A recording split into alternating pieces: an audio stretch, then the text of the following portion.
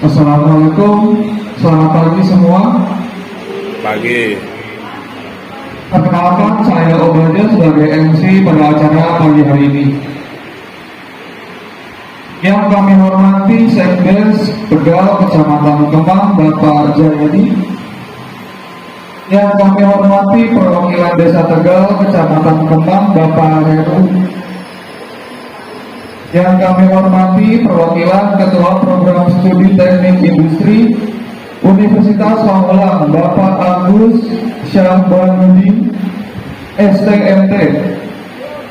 Yang kami hormati Bapak Ibu dosen Teknik Industri Universitas Pamulang, dan yang kami hormati Bapak Ibu peserta PKM Desa Tegal Kecamatan Kemang. Pertama-tama, marilah kita panjatkan puji syukur kehadiran Allah Subhanahu wa Ta'ala yang telah melimpahkan rahmat dan hidayahnya kepada kita semua, sehingga kita bisa berkumpul bertatap muka langsung dalam kegiatan pengabdian kepada masyarakat yang diselenggarakan oleh Program Studi Teknik Industri Universitas Pamulang bekerjasama dengan Desa Tegal Kecamatan Kemang Kabupaten Bogor, Jawa Barat. Sholawat serta salam semoga terlimpah tercurahkan kepada junjungan Nabi kita Nabi Muhammad SAW beserta keluarganya, para sahabatnya, serta para pengikutnya.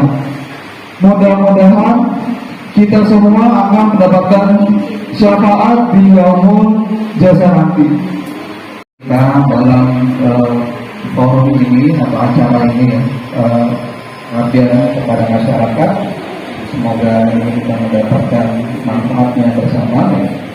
Tidak lupa juga kita mengucapkan selawat serta salam kepada baginda Nabi Muhammad SAW beserta keluarganya, dan juga tidak lupa kita panjatkan doa kepada guru-guru kita yang telah memberikan ilmu kepada kita, orang-orang tua kita yang telah berjihad untuk mensukseskan kita dalam hidup ini, dan juga kepada pemimpin-pemimpin kita, khususnya pemimpin kita di sini di Desa Tegal, Kecamatan Kemang, Pak Ade Somad yang diwakili oleh Pak Sekdes Jayadi.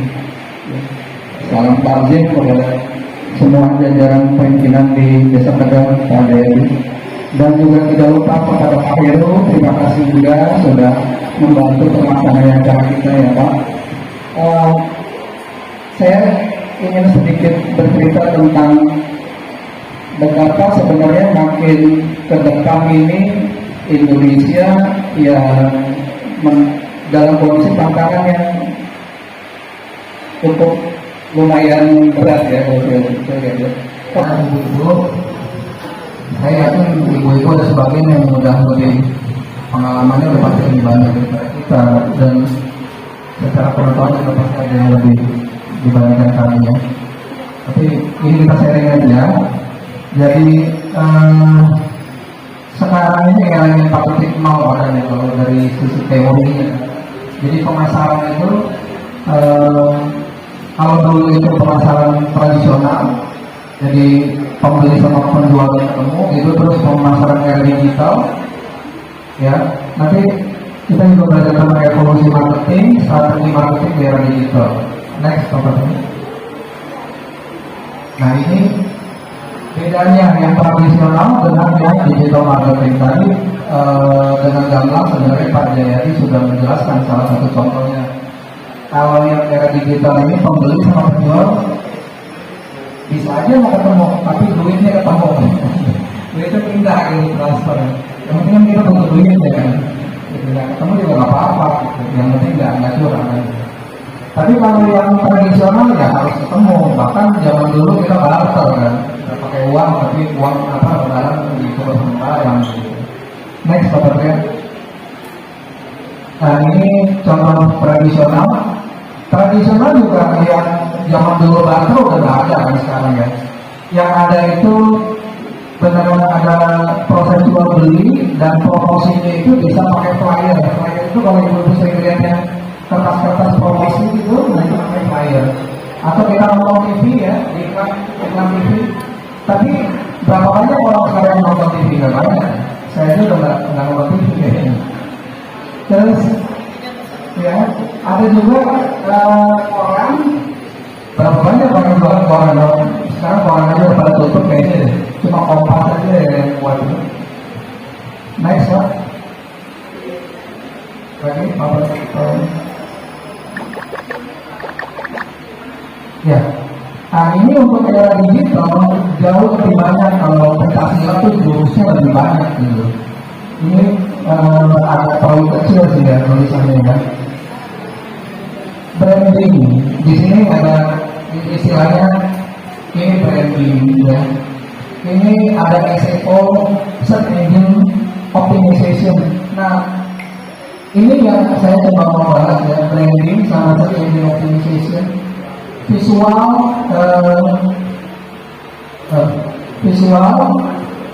ada di sini ada website, ada e-commerce yang tahu, kayak GoFood gitu ya, GrabFood, ada content marketing, graphic UI, sama UX. UI ini adalah interaction, I-nya itu interaction, jadi antara kita dengan pembeli itu interaksi, kalau UX itu experience. Nah ini saya lagi galak nih untuk produk saya. Jadi saya selain dosen saya juga bekerja di tempat lain. Ada sebuah produk yang building material yang dipakai sama artis Afgan. Nah jadi saya lagi minta testimoni sama dia prosesnya di depan. Jadi kita akan membuat UX itu experience si pembeli itu experience-nya atau pengalamannya apa sih dengan produk kita gitu. Testimoni lah bahasa ini atau kesaksian gitu. Nah CEO, kalau ibu pernah sering searching di Google, kalau ibu sering cari, ibu sering ketik kata-kata apa ya, contohnya ya, jeruk lah gitu ya, jeruk. Pasti berikutnya pada saat ibu lagi buka browsing, itu secara kasar ibu ditawarkan tentang jeruk, benar kan? Nah itu namanya CEO, salah satu search engine organization atau optimization. Sama kalau kita buka Google, itu yang paling awal itu yang biasanya yang paling sering dibuka orang. Nah sekarang itu bisa dibeli, bisa dibayar. Tapi kan kalau UMKM kan terbatas ya dananya, jadi kita juga nggak usah pakai terlalu berani untuk ngeluarin budget untuk kemampuan itu. Kalau perusahaan-perusahaan besar itu kayak Unilever segala macam itu, es krim Walls segala macam, kalau kita udah ketik es krim pasti keluarnya Walls. Nah itu namanya SEO. Itu dia bayar. Kemudian branding. Apakah produk itu di sini sudah branding? Nah Pak Jaka kan punya roti ya. Roti ada mereknya Pak? Ada kan? Nah itu paling dorong Pak mereknya Pak. Jadi mereknya. Kalau Bapak punya kendaraan, tempelan itu di belakang kacanya itu roti, maafnya saya nggak tahu namanya, roti Pak Jaka gitu ya. Atau pokoknya ditempelkan di kemana Bapak ada, kemana Bapak keliling-keliling atribut-atribut di rumah juga sepatutnya dijadiin. Nah itu branding juga namanya. E-commerce, saya pernah bantu UMKM di Tangerang Selatan, produk minuman kesehatan. Aslinya awalnya dari jamu terus akhirnya lama-lama ternyata jamu itu memang orang Indonesia atau orang Tangsel itu udah gak terlalu perhatian dari sama jamu ya. Malah yang akhirnya bergeser, ternyata jamunya kurang di ada animo menurut perhatian dari pembelinya. Terus kita coba dapatkan dengan produk yang ngetop atau populer. Akhirnya bikin jus yang spesifik gitu, dan ada jelly segala macam. Dan itu ternyata booming. Kenapa bisa booming? Karena channeling. Jadi kebetulan kita ada kenalan yang kaitannya sama Pak Wali Kota, Pak Ben. Jadi kalau Pak Benyamin itu bikin nonton bola bareng sama timnya gitu, sama pejabat-pejabatnya Kota Tangsel, minuman bersihnya adalah jus itu gitu. Nah itu yang kita dorong, kita iklanin, maksudnya kita promosiin. Akhirnya lumayan untuk jalan. Nah itu branding juga termasuknya. Ya. Terus e-commerce, produk itu saya bilang walaupun belum tentu GoFood atau GrabFood itu akan menghasilkan penjualan yang besar terhadap produk tersebut, nggak apa-apa, yang penting ikut aja, ikut untuk GoFood atau GrabFood, dan kita akan mendompleng nama besar mereka. Itu namanya co-branding. Co-branding itu artinya nempelin dua brand. Dia kan GoFood itu udah besar, brand kita ikut nempel lagi. Jadi kalau ibu nanti bicara dengan pembeli-pembeli yang baru belum kenal sama produk kita bisa bilang produk kita udah ada di GoFood loh, gitu ya, udah ada di GrabFood. Padahal sih GoFood sama GrabFood nggak jualan banyak juga, gitu. Tapi jadi bahan omongan kita. Nah itu namanya co-branding. Next, Pak. Nah, yang satunya tadi yang tradisional, fokus ke produk, fokus ke produk ya. Sekarang yang berikutnya perkembangan marketing itu fokus ke customer.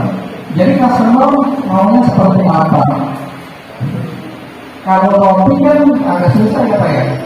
Roti kalau dibikin yang manis, agak manis, kurang manis kan susah juga ya. Satu jenis tapi dibikin tiga kan susah. Tapi ada beberapa produk yang bisa dibikin. Contohnya kalau kita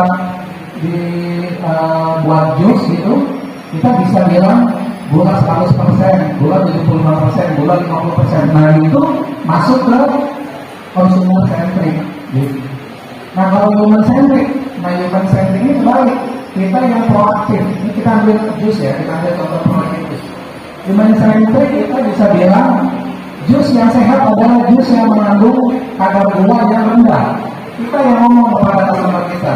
Padahal sebenarnya kita juga pengen menghemat duit dong. Harga gula mahal sekarang. Kadang-kadang gula yang GMP-nya bisa jadi 21.000 kan ya.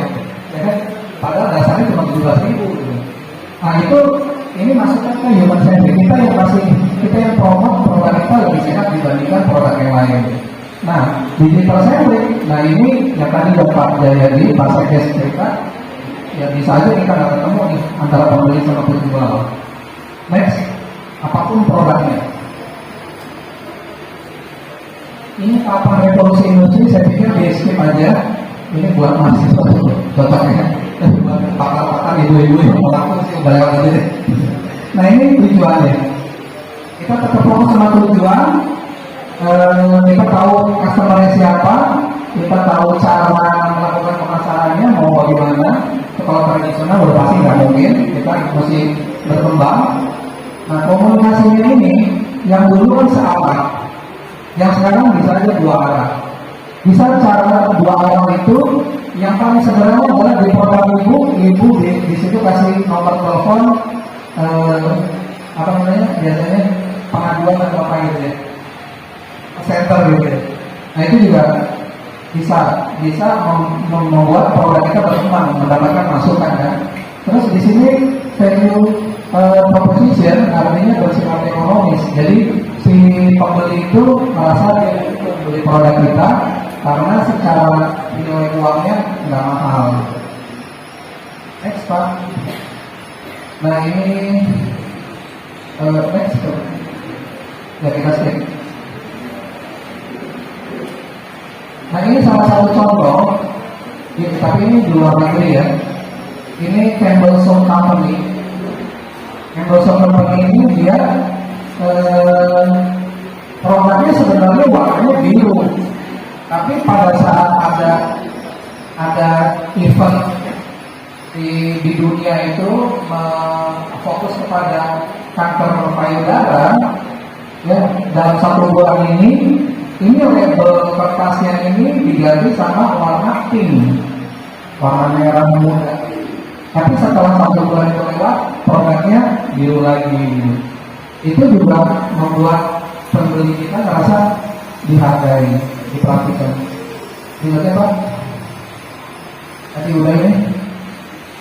Nah ini kopi fore juga hanya kayak kopi fore sekarang. Tapi kopi sekarang banyak sih. Yang tahun-tahun itu malah investor besar dari Cina jualan kopi dengan merek Tomoro. Kalau ibu pernah lihat warnanya orange itu Tomoro ya. Itu juga agresif banget tuh di Tangerang Selatan juga banyak tuh itunya cabangnya. Kekuatannya harganya lebih murah dibandingkan yang lain. Kenapa dia bisa lebih murah? Karena dia teknologi prosesnya lebih murah dibandingkan kopi-kopi yang lain. Fore itu kalah.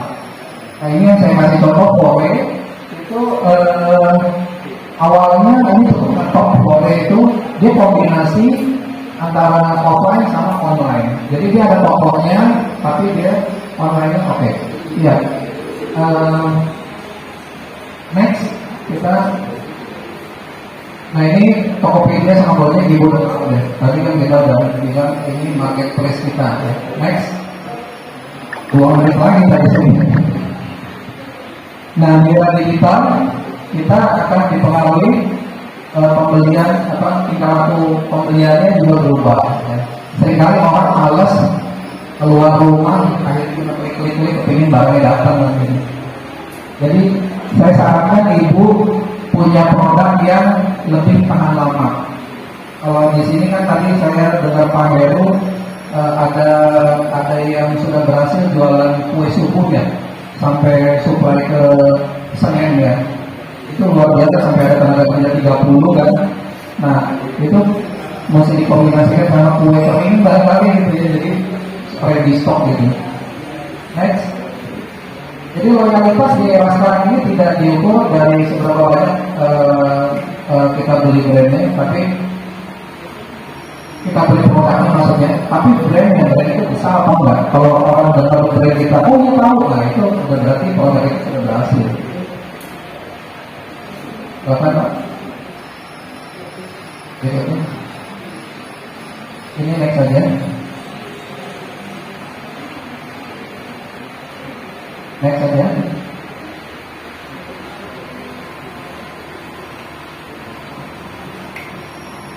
Sebelumnya Pak, saya mau bahas dulu sedikit konten. Nah ini konten marketing. Ibu kan pasti ibu-ibu pasti sering nonton TikTok ya. Ya kan? Di TikTok itu kalau saya lihat atau di Shopee itu tiba-tiba kita nggak minta tiba-tiba si penjualnya mau ngeluarin video kan. Terus dia mau share tentang produknya dia gitu. Nah live ya istilahnya live. Nah, live kalau cuma gitu-gitu aja kan ya biasa lah kita lihat orang jualan kan. Tapi kalau live-nya itu lucu gitu, ada satu yang penjual HP di Bandung, jual HP iPhone di Bandung yang tampilannya itu aktrisnya itu perempuan muda gitu, terus bergaya yang aneh-aneh. Itu jadi eye catching gitu. Jadi kita akhirnya pengen nonton kan gitu. Nah kita mesti mulai belajar tuh Bu, itu di konten gitu. Nah berikutnya mudah-mudahan teman-teman saya bisa memberikan tips-tips di mana yang lebih detailnya lagi. Jadi prinsipnya brand kita mesti kita jaga, kita kembangkan supaya orang lebih banyak tahu gimana caranya dengan segala cara. Tapi nggak bisa kita mengandalkan kanal-kanal tradisional, kita harus semua cara ya. Nggak perlu kita berbayar juga, tapi yang penting kita agresif. Contohnya kita bisa saling bantu. Kalau di GoFood itu kan ada angkanya paling gede 5.0 kan. Ibu order kepada teman ibu nih sama-sama nih UMKM di sini. Ibu tambahin aja angkanya itu. Itu salah satu tips saya. Di UMKM Tangerang Selatan itu saya minta begitu juga mereka ada jadi 4,9 semua itu. Nah, itu kan bagus kan lagi. Karena penjual searching produk itu akan mencari tingkat yang paling tinggi kan. Karena itu kan menjadikan produknya bagus itu. Itu kita saling bantu di situ. Itu tips yang trik-trik yang ada apa ya dibilang jahat enggak aneh gue ya. Ini kan buat nyari baik kan ya. Ini tips yang trik aja. Baik, menurut saya sampai sini materinya